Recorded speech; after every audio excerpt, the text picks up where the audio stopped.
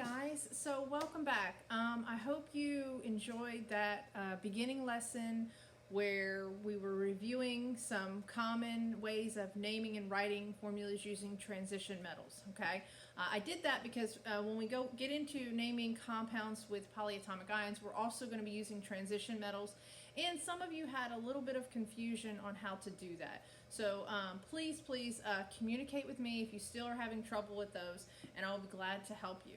Okay. So let's get started. Remember, 2 weeks left of this semester. Let's hit the ground running. Let's get going with our work, get everything caught up, and move on. And then we'll start a new 9 weeks in about 2 weeks. Okay. So let's get started. Okay. We're going to be talking today about naming compounds with common polyatomic ions. Okay. And the word poly means more than one. So we've been dealing with binary ionic compounds in which it only involves one positive and one negative ion. And when you put them together, you're forming an ionic compound. Well, now we're going to be using still mostly monatomic positive ions, but we're going to be using polyatomic negative ions. There's really only one polyatomic ion that is positive that we will be using, and that's ammonium. Okay, and it'll be in your little chart. Now I'm going to submit that on Google Classroom, that periodic table of ions. If you don't have it or you've lost it or something, make sure you look at that, because that's going to be very helpful, especially with this next section on naming common polyatomic ions. Most of your polyatomic ions are multiple nonmetals, two or more, that are bonded together that still have a charge associated with them. Okay, some common ones that you've heard before: carbonate, sulfate, sulfite, nitrate, nitrite, all of those common ones, hydroxide. Those are things that you've heard before, and those are polyatomic ions, meaning they have more than one. So like, for example, hydroxide has an oxygen and a hydrogen attached to it with a -1 charge. Okay, so we're not going to really name these any different in terms of how we do it, except that the name is just going to be a little different. For example, you wouldn't name OH minus as oxygen hydride. Okay, that's not how you would name that. So OH actually has the name hydroxide. NO3 has the name nitrate. NO2 has the name nitrite, and so on. So these common polyatomic ions actually have set names associated with them, just like our elements do on the periodic table. So it's not going to be any more difficult to name using polyatomics than when we did binary ionic.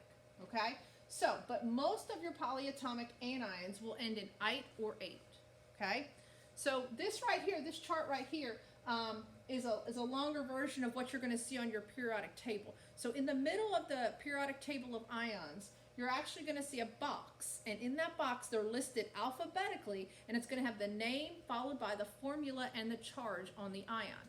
Okay, now the charge won't really have any importance to you today, because all we're going to be doing is naming. Where that's going to come into play is tomorrow, when we start looking at how to write a formula using common polyatomic ions. Okay, all right, so let's just dive right into it. Now I'm going to go ahead and go over those with you, and then after I'm done A through D, I'm going to click on my little cursor, and it's going to bring all the answers up for you. So don't be alarmed if I go a little fast, okay? Because I'm going to follow up with the answers right in front of you here in a minute. So when you're naming, you're going to look at your positive ion first. So you'll go to your periodic table and you look for K. K is going to be potassium, okay? So you would just write that normal. You would write it as potassium. Then ClO3 is going to be your polyatomic ion. So you would go to that chart on the top of that periodic table of ions, and you would look in that box, and you would look for ClO3. And then you would see that ClO3 is chlorate. So this would be potassium chlorate.